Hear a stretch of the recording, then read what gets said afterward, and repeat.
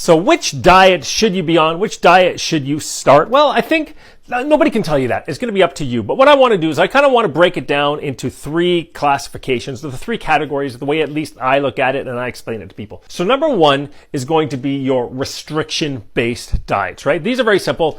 Do or do not. There is no try, right? Under that category, for instance, you have keto, vegan, carnivore, even vegetarian, pescatarian, things where he's told do this, don't do that. Now, I've also put fasting under here as well, because again, fasting, it's not telling you what foods not necessarily, but it is giving you specific times. Do not eat outside of this window. All these have pros and cons. Now, number 2 is caloric based, right? That's going to be more your, if it fits your macros, flexible dieting, things like Weight Watchers, Jenny Craig, The Zone, and clean eating even fall underneath here for the most part. Now, the 3rd category, this is a little kind of an interesting one. This is geographic or cultural ones. So that's like you've heard about the Mediterranean diet, the Mediterranean diet. You can get more specific, for instance, like the Japanese diet or the Scandinavian diet. So it's the traditional something diet. And then I'm going to go through basically how I do it with myself. And then if you get something from that, great. If not, whatever. Restriction based. Easy rules, right? It's easy to start. Do this, don't do that. They're also good at helping you figure out foods that might have sensitivities with, and they indirectly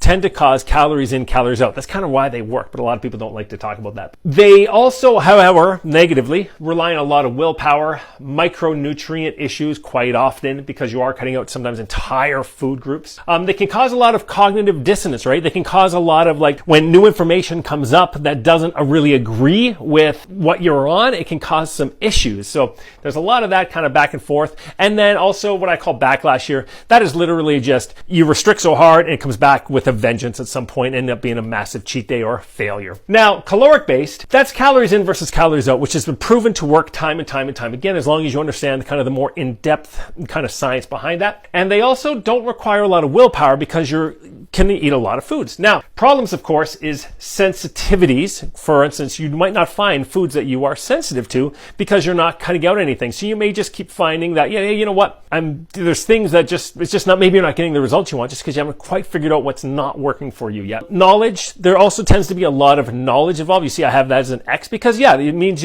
quite often you do have to get, like, say, apps and tools. You do have to learn about the calories in food. You have to understand that all that sort of stuff is rough estimation. For instance, you get a can of pickles. It might say each pickle's 10 calories. But problem is one pickle's this big in the jar and one pickle's that big. They're not both 10 calories. I mean, that's just simple math. And then I also have a plus and X beside micronutrients, because depending on which one you follow, you may be getting all your micronutrients because your food is so variable. But at the same time, you may not be getting micronutrients. For instance, if it fits your macros. If you're purely concerned about just, say, calories, such as, you can fit in chocolate cake and a bunch of nonsense in there providing its calories. When you get into more macronutrient watching, but again, you can still break that down to really shitty food choices as long as it's fitting your macros. So you may have still some micronutrient issues in there. So got to be careful of that. And then, of course, over here, pros and cons. Quite often is very robust. You get lots of fun flavors. Traditionally, again, calories in versus calories out. Again, even when I lived in Thailand, I lived in Asia, they're not breaking out food scales and measuring cups. But again, everything is sort of served. Everything on the rice is put into a size plate. Cups are smaller. Everything's just traditionally smaller. So again, they are using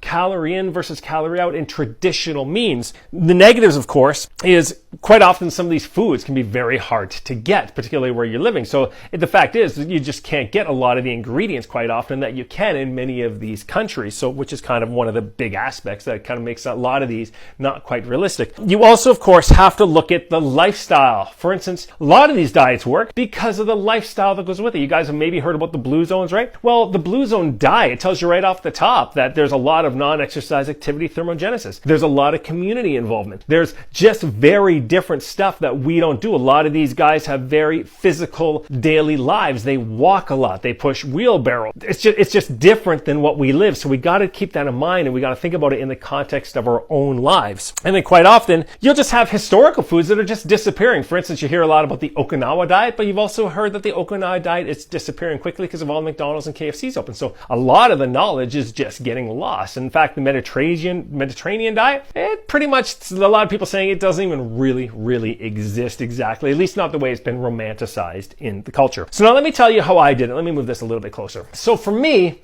it comes down to caloric base. So for me, it's all about the calories in versus calories out. Now saying that, from there, I move down into being focused on your macronutrients. Now from there, I make sure that all my foods, for the most part, are going to be pretty much whole foods. I don't need a lot of hyper refined foods. So that's the way I ensure as much as I can that I'm getting my micronutrients. As well, I've added things like science on top of that. For instance, I do get some blood tests now and then. I do have a DNA test. So I've started to learn about things that I need to help me maintain that. I'm also making sure that I'm maintaining my micronutrient balance. So for me, the order is calories, macros with protein, and I've talked about this before, protein being kind of like your son, and then carbs and fats can revolve around that. And then personal bias. So again, that's me coming back to here. I lived in Asia for 7 years and I still go there a lot. My wife is Thai, so we tend to do a lot of Asian food, and I really do like the romanticized idea of the Mediterranean or Mediterranean diet, which by the way, there is a book on that. So that's the kind of way we go. That's the bias that I have because those are the foods that I enjoy, right? So it might not necessarily be for you. From there, you can look at, it can be low carb, you can be low fat, you can be balanced, you can be whatever you want, providing again that you're kind of keeping your protein in check there,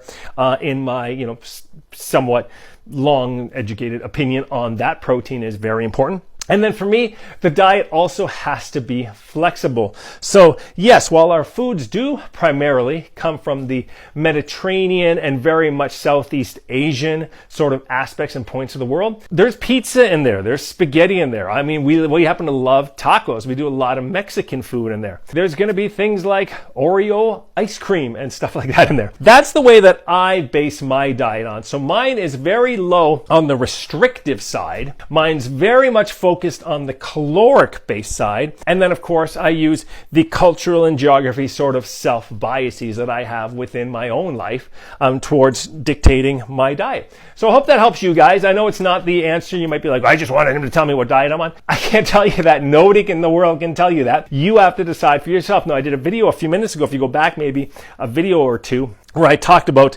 the sort of 6 considerations when it comes to choosing your diet. So make sure you guys go and watch that, because that video should actually come first before this video. Hope you guys enjoyed this. I know for TikTok, this was ridiculously long at 8 minutes. In fact, we're getting more into the YouTube area here now. But anyways, that's it, guys. Of course, I'm here to help you as always to get stronger in the gym, to live a hell of a lot better outside the gym.